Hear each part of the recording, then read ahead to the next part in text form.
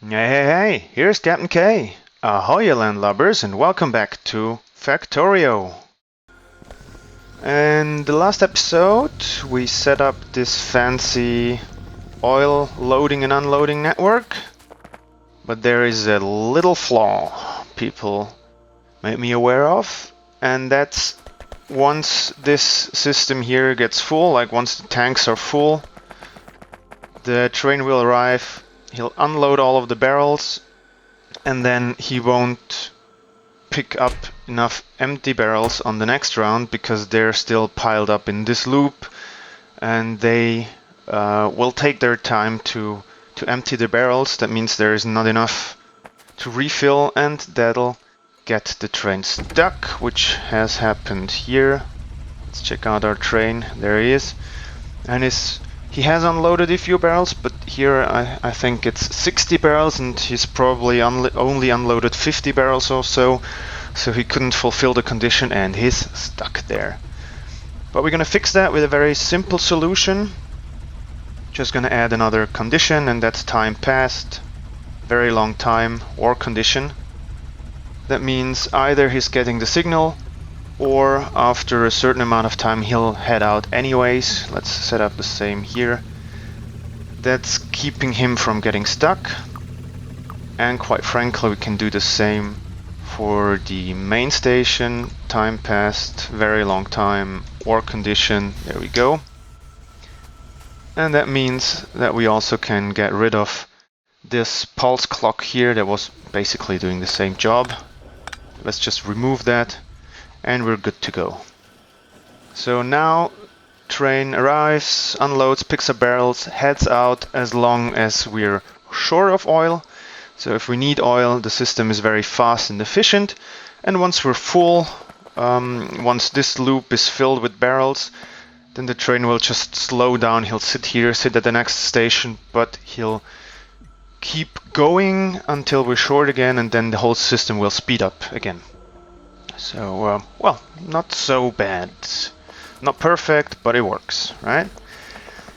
What else? As you can see, I am getting almost enough. I've got a constant flow of ore getting in.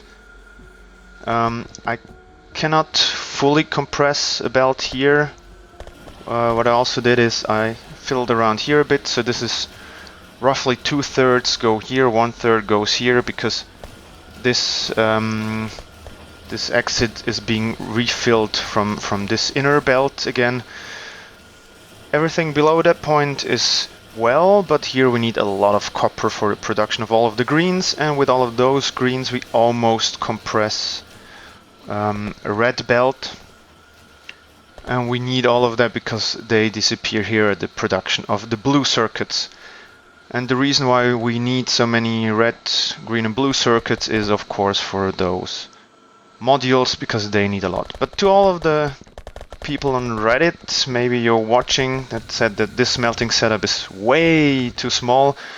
No, it's not. I don't have a fully compressed belt all the time through all of the factory, but as you can see, it's providing more or less enough, so we can have a decent amount of resources, of goods to produce even the modules in a decent amount of time. But yeah, let's scale this up a notch anyways, because we do have a little room right now. I have that's 8 on each side, so 16 2 times, that's 32 furnaces, which is not a lot. And with the inflow here, with the iron, we're good, but here with the copper we have some spaces. And that's because we're only feeding it with one red belt, that's then being split into 2 red belts, but we have this 2-line balancer here. That means we can feed it with 2 inputs. So let's actually do that. And at the same time move everything a bit forward so we can place down a few more furnaces. I'd say let's do that in a time lapse.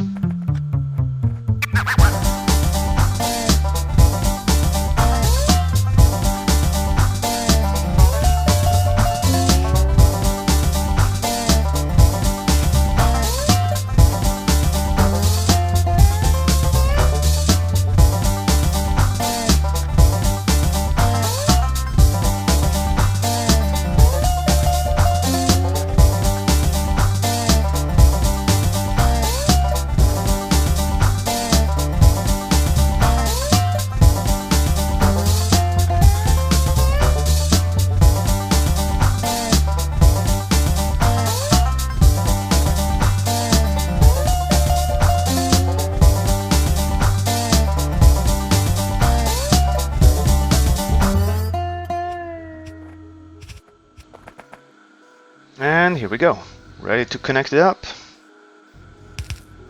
Now with 2 inputs, and as you can see, it compresses this red belt a lot better than up here with the copper.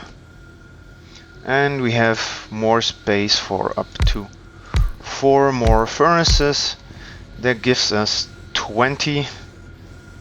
That means a total of 40 furnaces, and that should make a small but noticeable difference.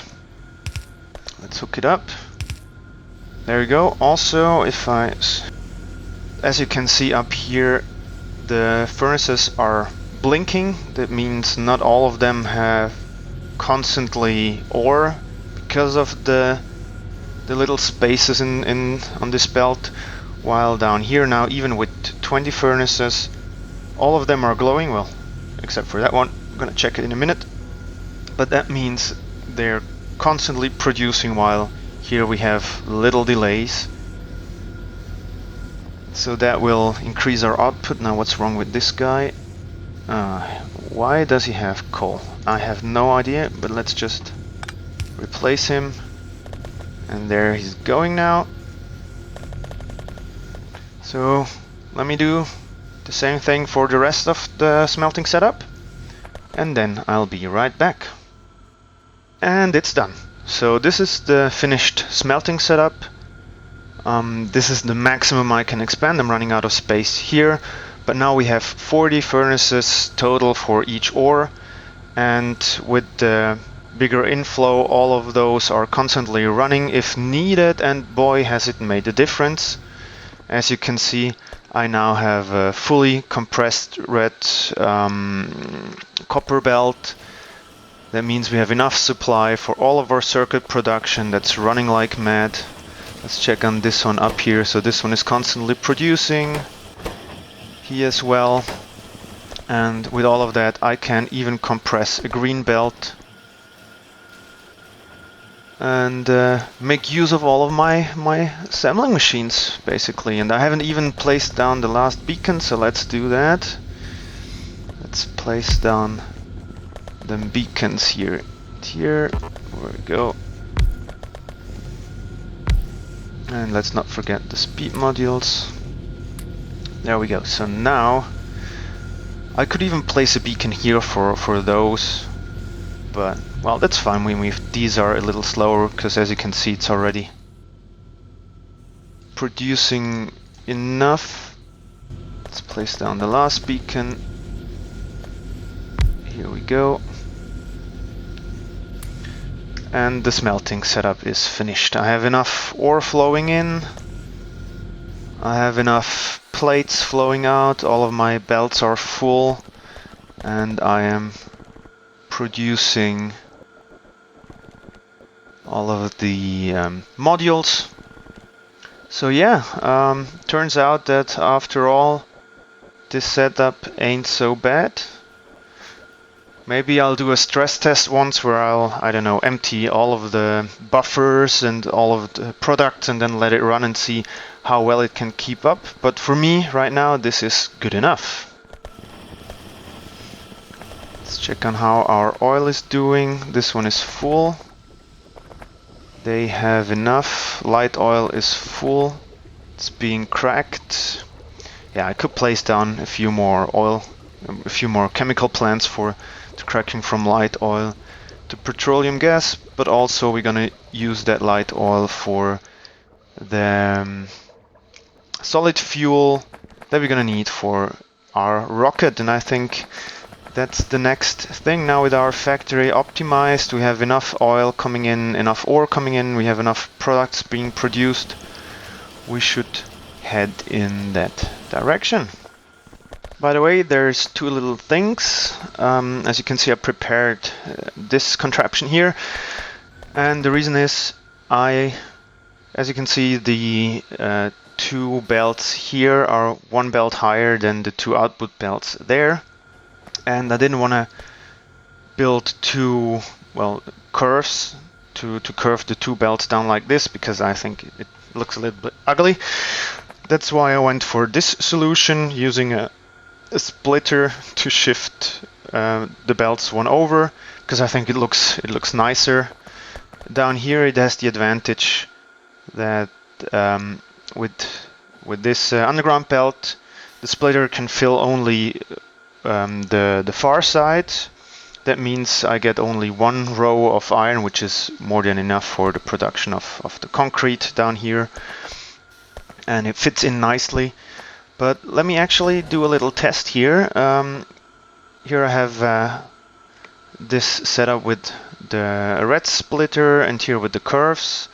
I filled those chests with ore, and when I power this up for a while, let's see how well they perform. I probably would need more than one here, but let's just check now how things are doing. So the curve belt actually got a little more. Experiment number 2. So I did the setup a bit differently, and let's see how this performs.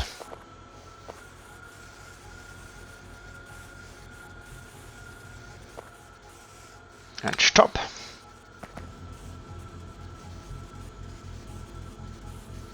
Actually, this one finished a little earlier, and we got roughly the same amount. And this one got a little more, but this one finished earlier. That's interesting. It's probably got to do with the splitter. Oh no, now I know what it is. It's because the first time 2 or 4 ores, it must be 4 ores, right? Here's 1, 5, yeah. 4 ores get stuck here on this side, but you know, I can live with 4 ores being there because once they're there, they stay there, right? So we still have stuff in here. Let's try that again. Fill it up, and let's see.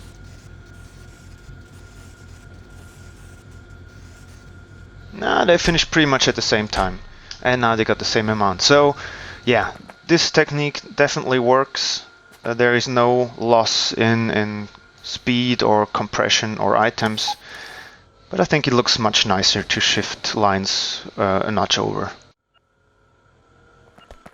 Very well. Now with this cleaned up again, let's run down here, and maybe you've noticed this, but this is my smart steam setup, right? It only kicks in once I'm low on power, and I built this little indicator here.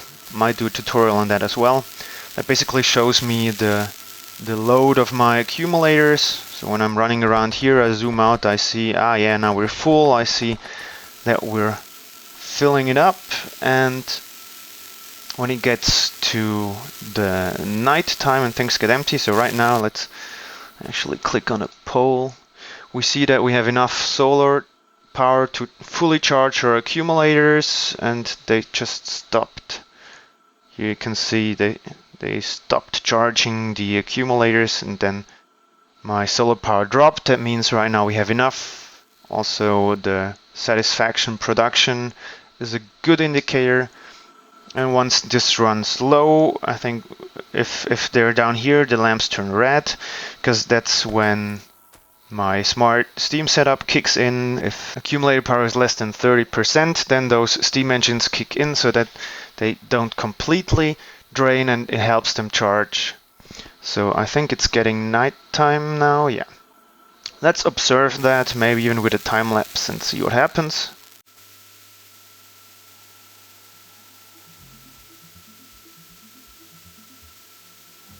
Now you can see the charging levels are dropping.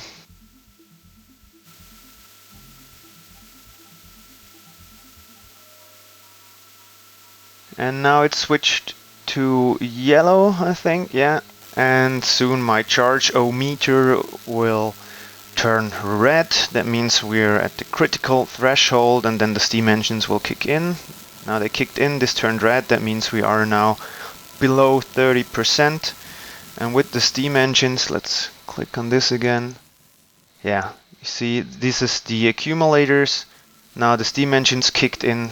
That slows down the drain of the accumulators.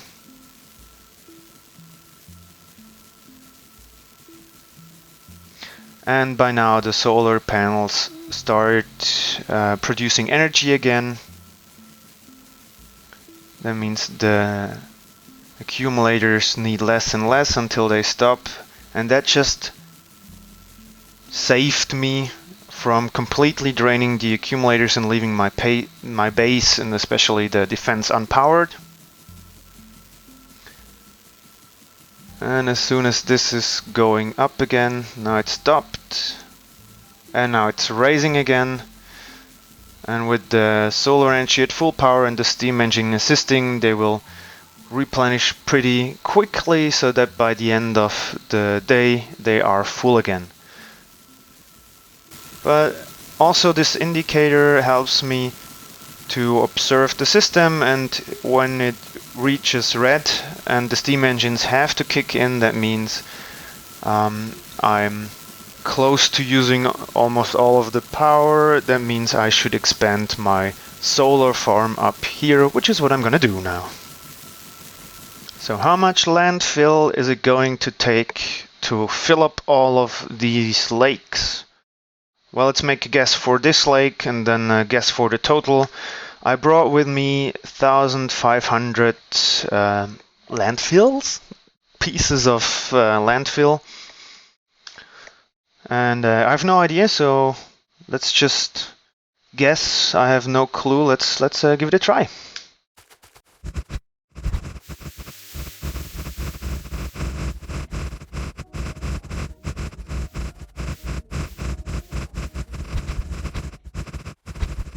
And the first lake used up, oh my god. Well, that's 1,240. Now, I filled up the rest of this little lake that used up the rest. That's a total of 1,500. Those 1,240 for the first lake times 20 corresponds to roughly 25,000 stone. Not bad. So now with those panels placed and a little space up here for more as soon as this oil patch is gone, I think I have to finish for today, because unfortunately I'm running out of recording time again. It's been a pleasure, however, that you've been watching. If you like this episode, please let me know by smacking that like button. Please tune in again next time. This is Captain Concept. Wish you a very nice day, and make sure that whatever you do, that you always have a hand's width of water on your keel. Arrgh.